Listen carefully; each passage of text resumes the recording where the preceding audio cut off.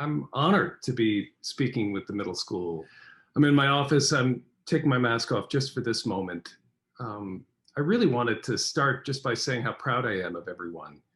When Mr. Meyer, Ms. Nicholson, Ms. Chu, all of your teachers, and I were thinking about what the fall would look like, it was hard for us to imagine life in school with masks, physical distancing, and the things that we viewed to be so special about school. It was just very difficult for us to imagine it. And what we've loved is how you've embraced it, how you've taken some of the ideas that we've had and built connection and community. And so I just want to let you know how much we appreciate that. We recognize it's different, it's challenging, and yet you're making it great. So well done. So I thought I might tell a story that might serve as a little bit of a frame for thinking about things in general in your life, our lives. When I was in elementary and middle school, I grew up about 500 miles from here in a very small town in Maine. The entire population of that town was smaller than our entire school.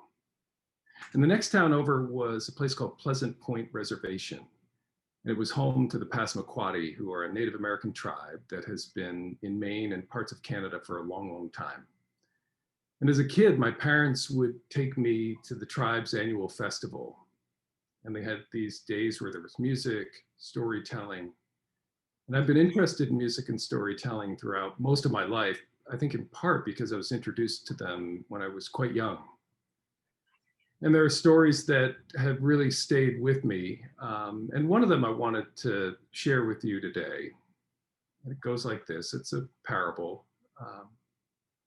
A village elder is teaching a young student about life and says that there's a fight going on inside of me. It's a terrible fight. It's one between two wolves. And one of them is defined by negativity. It's unkind. It can be jealous, resentful, judgmental. And the other is a force for good.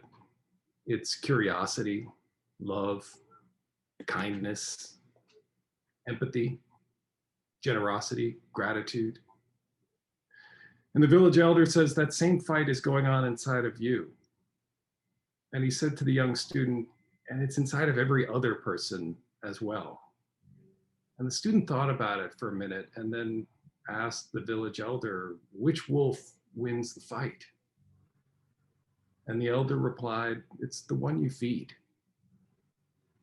And I think about every day here on campus, each of us make choices. And those are choices that will begin to determine, in the spirit of that story, which wolf will win. It's those choices that, when we make them repeatedly, begin to define who we are. And middle school is such a powerful time in your lives. It's a really essential chapter in the story of who you are becoming as a person.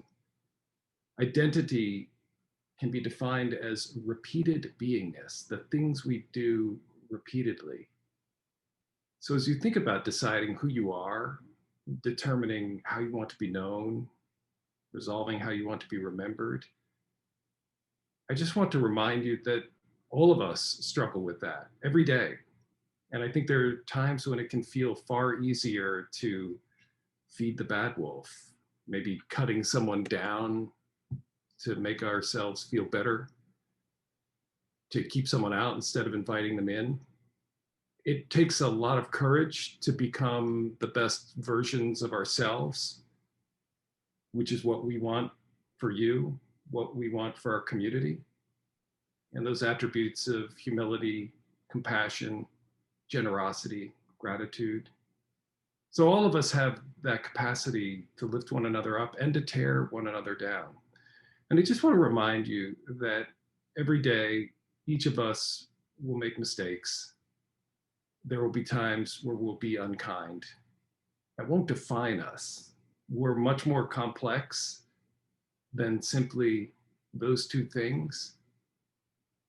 But you've all got the capacity, and we've all got the capacity to support one another in making those good choices, in feeding the good wolf.